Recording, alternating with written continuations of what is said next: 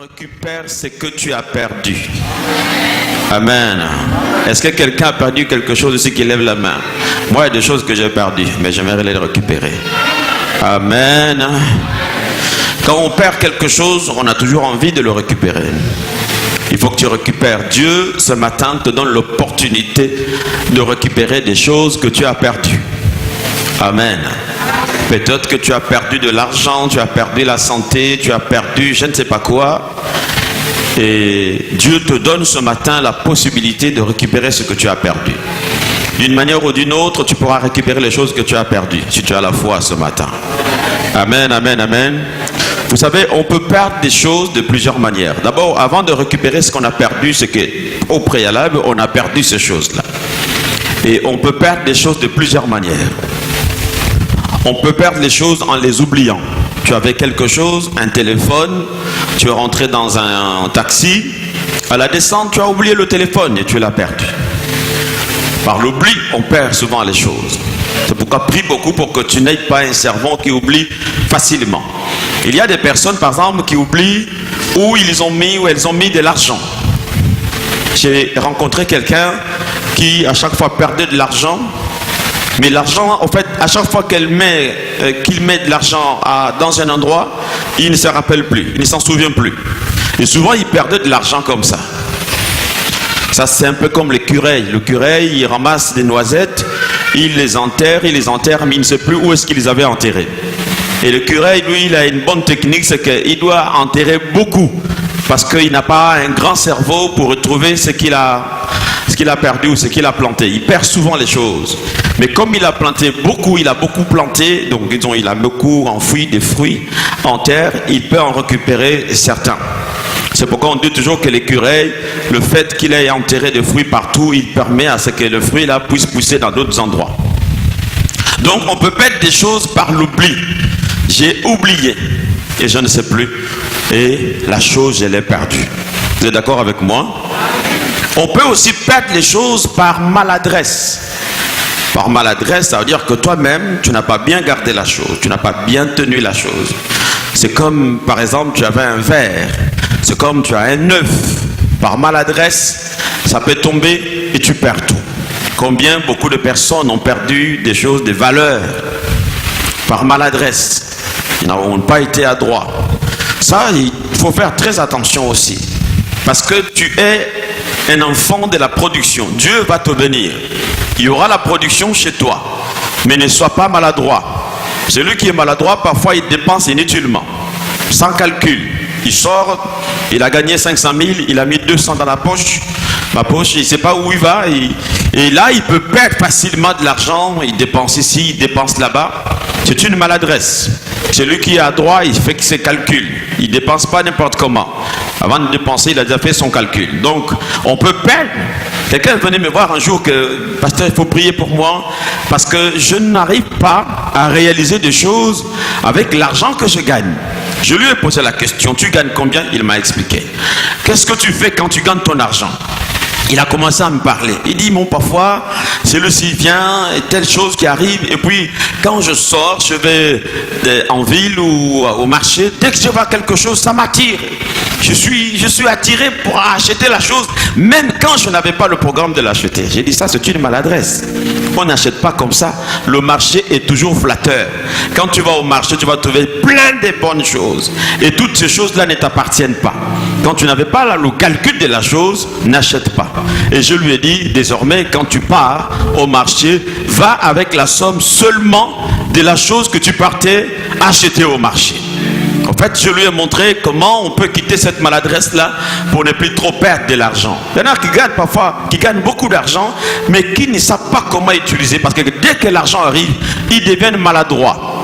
Si le démon t'a rendu maladroit, je détruis cela au nom de Jésus. Tu dois avoir des calculs. Les anciens dans la Bible avaient des très bons calculs. Abraham, Isaac, Jacob. C'est des gens qui étaient des grands comptables. À chaque fois quand ils plantaient, quand ils récoltaient, ils comptaient d'abord. C'est pour cela que même dans la Bible, quand on donnait la dîme en fonction de ce qu'on avait gagné. Il fallait planter, il fallait récolter, on attendait la fin de la récolte. Alors on regardait combien on avait gagné. Si je gagnais 10 sacs, il y a un sac pour Dieu. Si je gagnais 100 sacs, il y a 10 sacs pour l'Éternel. Et tu ne peux pas commencer à dépenser alors que tu n'as pas encore fait la comptabilité. Amen. Il y a des hommes qui sont adroits et leurs femmes sont maladroites. Il y a aussi des hommes qui sont maladroits et leurs femmes sont vraiment des femmes qui ont des bons calculs. Si tu as épousé une femme qui a des bons calculs, elle pourra t'aider. Si tu as épousé un homme qui a des bons calculs, il pourra aussi t'aider. Amen, amen. Sache que les gens viendront toujours vers toi quand ils sentent qu'il y a un peu. Ils ont le flair de sentir qu'il y a un peu d'argent là. Ils viennent toujours quand ils sentent qu'ils peuvent manger, ils peuvent bouffer. Et une fois qu'il n'y a plus, ils sont partis. Il faut bien faire le calcul parce que ceux-là qui ont le flair de sentir l'argent qui est dans ta poche, est-ce que tu as un peu d'argent là? Amen. Il sent qu'il a l'argent et il peut l'approcher et il peut sentir qu'il n'a pas l'argent. Il ne l'approche pas. Mais quand tu as des bons calculs, tu ne perdras pas ton Dieu. Dieu est un Dieu qui fait des calculs. Donc tu dois avoir des bons calculs dans tout ce que tu fais. Tu n'auras pas de développement, quel que soit ce qu'on va t'apporter, si tu n'as pas de bons calculs. Celui qui est d'accord avec moi qui dit Amen.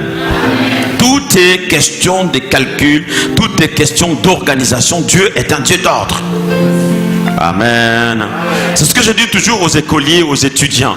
Tu n'étudies pas, tu ne révises pas tes matières et c'est à la veille de l'examen que tu viens demander l'imposition de main. Il faut que tu étudies bien. Dieu est un Dieu d'ordre et tu réussiras. Amen. Mais le troisième point par lequel on perd les choses, c'est par le vol. Le vol, on perd beaucoup les choses. Cette nuit, il y a un voleur qui a failli nous voler ici. Il nous a cassé la vitre là. La nuit. Vous voyez, la baie vitrée là, comment elle est détruite?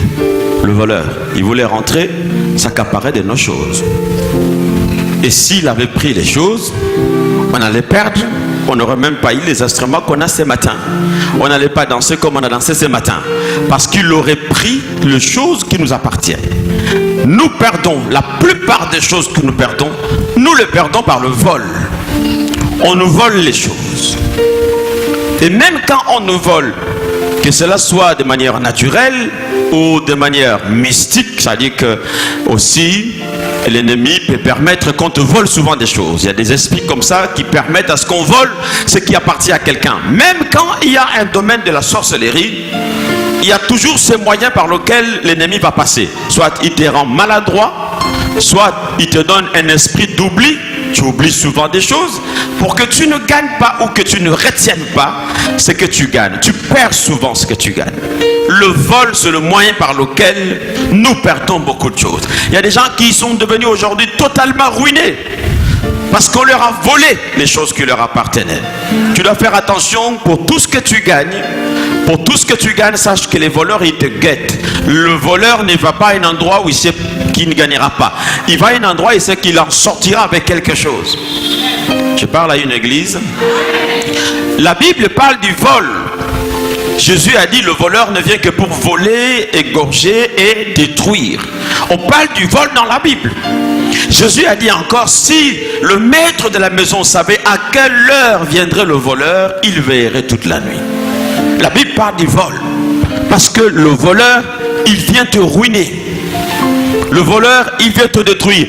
Combien de temps tu avais fait pour acheter le téléviseur que tu as à la maison pour tes enfants? Combien de temps, les économies que tu as fait? Mais le voleur te le prend en un seul jour. Et quand il te le prend, les enfants sont tristes. Tu ne peux plus regarder la télé toi-même. Le voleur est venu, il a tout pris. Par le vol, nous perdons beaucoup de choses. On vole le téléphone, on nous vole de l'argent. Hein? On peut te voler l'argent même dans ton compte. J'ai vu une dame qui avait de l'argent et je ne sais pas comment les voleurs ont fait. Ils ont imité sa signature et ils sont allés, ils ont pris tout son argent dans son compte. Aujourd'hui, il y a encore des systèmes de vol très très dangereux pour ceux qui ont des cartes bancaires. On prend le numéro de ta carte bancaire, on part fabriquer une autre carte bancaire et on retire de l'argent ailleurs. Une fois, ma banque m'a appelé parce que on a retrouvé que quelqu'un a pris mon argent en Malaisie. Je n'ai jamais été à Malaisie. La banque m'appelle, mais est-ce que vous avez été à Malaisie? J'ai dit non. Mais regardez votre compte, je regarde, on a pris de l'argent. Et j'ai dit, mais comment ils ont fait, ceux qui sont en Malaisie? Ils m'ont expliqué qu'ils peuvent prendre le numéro de ta carte bancaire, ils fabriquent d'autres cartes bancaires pour te soutirer de l'argent. Donc, on perd beaucoup de choses par le vol. Amen. Et un voleur peut agir seul ou il peut être commandité. Il y a des voleurs qui sont envoyés. Des gens, il y a un groupe de gens bien organisés qui envoient des personnes pour aller voler. Lorsqu'on nous avait volé des choses ici à l'église, à 3 reprises on nous avait volé. La 3e fois nous avons attrapé un des voleurs.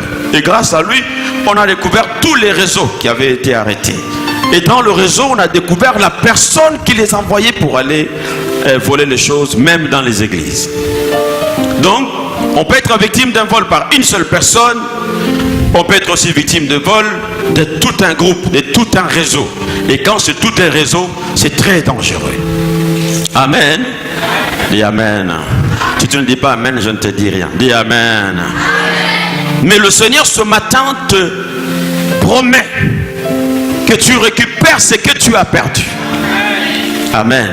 Il y a des choses que nous avons perdues. Il y a des choses que tu peux perdre. Tu étais bien, tout d'un coup tu n'es plus bien. Tu avais ceci, tout d'un coup tu n'as plus rien. Quelqu'un peut perdre même son ministère. Quelqu'un peut perdre son église. Quelqu'un peut perdre beaucoup de choses, nous perdons dans la vie. Mais la Bible nous dit ce matin, nous devons récupérer ce qu'on nous a volé. Nous devons récupérer ce qu'on nous a pris. Amen, amen, amen. Quelqu'un a déjà été victime d'un vol qui lève la main? Cette année, tous ceux qui ont été victimes de vol, levez la main. Cette année. Bon, amen. C'est le mois qui vient de passer. Tu as été victime d'un vol, lève la main. Ah, il y en a quand même. Amen, amen. Comme quoi les voleurs font vraiment beaucoup de dégâts. Amen, amen. Amen, amen. Mais je veux dire quelque chose par rapport à ce que nous perdons. Le voleur n'est pas forcément celui qui est notre ennemi. C'est-à-dire que quelqu'un qui nous hait, quelqu'un qui a de la haine contre nous. Pas forcément.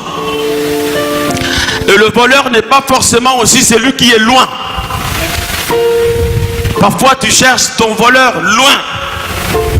Mais il n'est pas loin ton voleur. Amen. Dites Amen. Le voleur peut être même notre allié. Celui qui est avec nous. Je ne sais pas si c'est toi qui es venu cette nuit pour prendre la baie vitrée de l'église. Le voleur peut être notre allié. Un allié, c'est qui? C'est celui qui marche avec toi, celui qui est avec toi. Combien de fois des gens ont été victimes de vol, cherchant le voleur partout, de gauche à droite, alors que le voleur, il est à la maison. Et le voleur qui est avec toi, il est plus dangereux que celui qui est loin. Parce que celui qui est avec toi, il connaît tous tes systèmes. Il sait par où tu rentres, par où tu sors. Il sait où tu caches l'argent. Donc un voleur peut être notre allié. Notre allié peut devenir notre voleur. Peu importe qu'il soit de loin, qu'il soit de près, un voleur, c'est un voleur. Amen, amen. Alors dans la Bible ce matin, on va lire un texte où le peuple d'Israël avait perdu des choses. C'est pourquoi je vous dis que le voleur peut être quelqu'un de loin, il peut être aussi quelqu'un de près. Le voleur n'est pas forcément celui qui est notre ennemi. Le voleur peut aussi être notre allié. Il y a 2 sœurs qui m'avaient expliqué quelque chose. L'une avait perdu de l'argent dans son compte et elle cherchait le voleur. Et quand elle allait porter plainte, et les vidéos des distributeurs ont montré la personne qui est venue prendre l'argent dans son compte avec la même carte bancaire qu'elle a l'habitude d'utiliser. Et on lui a montré la vidéo. Quand la police l'appelle, dit regarde un peu cette vidéo, la personne qui vient à telle heure, parce que la banque montre à quelle heure on prend l'argent, quelle minute. On voit la personne qui met la carte et qui retire de l'argent. Et cette personne, c'est qui? C'est sa propre sœur de la maison. qui était en train de pleurer à la maison avec elle. Mon Dieu, mais qui nous a fait ça? Mais ça, c'est quel bandit, mon Dieu. Mais qu'il soit maudit vraiment là où il est.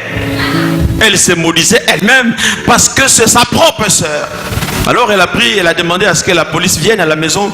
On a dit à sa sœur, allons à la police, on a découvert le voleur. Ah bon? Ah, gloire à Dieu. En tout cas, quand on va, on arrive à la police, montre la vidéo, on voit c'est elle-même qui va avec la carte, qui récupère l'argent dans le compte de sa sœur. C'est pour te dire que le voleur ne vient pas que de loin. Il peut être juste à côté. Même dans ton quartier, tu peux être victime de vol, mais ton voleur n'est pas très très loin. Amen. Amen, amen, amen. Quand on nous a volé ici, nous sommes allés à la police, à la PJ, il y a une histoire que l'enquêteur nous a expliquée. Quand on menait les enquêtes, l'enquêteur nous a dit, il y a un monsieur, non, il y a une dame qui se plaignait de vol dans sa maison. Et à chaque fois, elle dit, mais comment tout le temps on me vole? Ce jour-là, elle a beaucoup veillé à la maison. Elle a beaucoup veillé. Et la nuit, elle voit la main du voleur qui passe à travers la fenêtre. Elle a dit, ça y est. Elle avait la machette. Elle a dit, aujourd'hui, c'est aujourd'hui. Elle a damé, paf! Le sang a coulé. Elle a seulement entendu, aïe! Et puis le voleur est parti. Amen. Mais elle a constaté depuis 2-3 jours, le voisin ne sort pas de la maison. Le voisin ne sort pas de la maison. Mais qu'est-ce qui se passe? Et quand elle va, elle trouve le voisin plein de bandes. Il dit, qu'est-ce qui t'est arrivé? Non, non, non, j'ai été victime, En fait, c'est le voisin qui lui faisait ça. Donc ton voisin peut être aussi ton voleur. Amen, amen. Mais le Seigneur va te restituer des choses que tu as perdues. Il y a certaines choses que tu as perdues dans la vie. Dieu va te promettre ce matin qu'il va te le restituer. On va lire dans Joël au chapitre 2, verset 25. Joël, dans l'Ancien Testament, chapitre 2, le verset 25. Dis-nous la parole de Dieu, Junior. Il est écrit dans le livre de Joël, chapitre 2, verset 25. Je vous remplacerai les années qu'ont dévoré la sauterelle, le gélec, le asile et le gazam, ma grande armée que j'ai envoyée contre vous. Amen. Amen. Alléluia. Oh, vous êtes là? Dites Amen. Dieu dit à Israël qui avait perdu beaucoup de choses. Dieu lui dit, je remplacerai les années. Écoute bien. Donc Israël avait perdu beaucoup de choses. La gloire avait disparu, plus de récoltes, plus d'économie, plus d'argent, plus de force, plus de puissance. Pendant des années, Israël était inférieur à plusieurs nations. Vous savez, quand on a été brillant à une certaine époque, aujourd'hui l'on constate que on n'a plus cette brillance-là. C'est qu'on a perdu quelque chose. On a été brillant parce qu'on avait quelque chose que les autres n'avaient pas. On a été fort, on a été respecté parce qu'on avait quelque chose que d'autres n'avaient pas. Et je veux te dire aujourd'hui que le respect que tu jouis aujourd'hui est dû à quelque chose qui est en toi, soit à ton rang social, soit à tes économies, soit à ta manière d'être. Ce sont des choses qui sont en toi, qui poussent les gens à avoir du respect envers toi. Est-ce que je parle à quelqu'un? Est-ce que je parle à un homme ce matin? On nous estime, on nous respecte, on nous regarde, parce qu'il y a des choses à nous. S'il n'y avait pas ça, s'il n'y avait pas ce que nous avons, nous serions comme le petit peuple. Nous serions délaissés. Personne n'attirerait même le regard sur nous. Si tu es une jeune fille, tu vois que les jeunes garçons tous, ils sont derrière toi. Mais peut-être parce que tu as une beauté qui les attire. Si tu n'as plus cette beauté-là, même le fou ne te regarderait pas. Amen. Mais je vous dis vrai, si tu n'as plus ce qui fait ta gloire, ce qui fait ta force, on ne vient plus vers toi. Personne ne te regarde. Le monde dans lequel nous sommes est un monde cruel. C'est pourquoi vous voyez que les dictateurs n'aiment pas quitter le pouvoir. Parce que la gloire qu'ils ont là, ils ont peur de la perdre. Oui, de la perdre. Ils ne veulent pas se retourner ou se retrouver comme le bas peuple, qu'on le voit lui aussi comme un petit peuple. Ils disent non, ou je meurs là, ou il n'y a rien. Je parle à quelqu'un. Je parle à quelqu'un.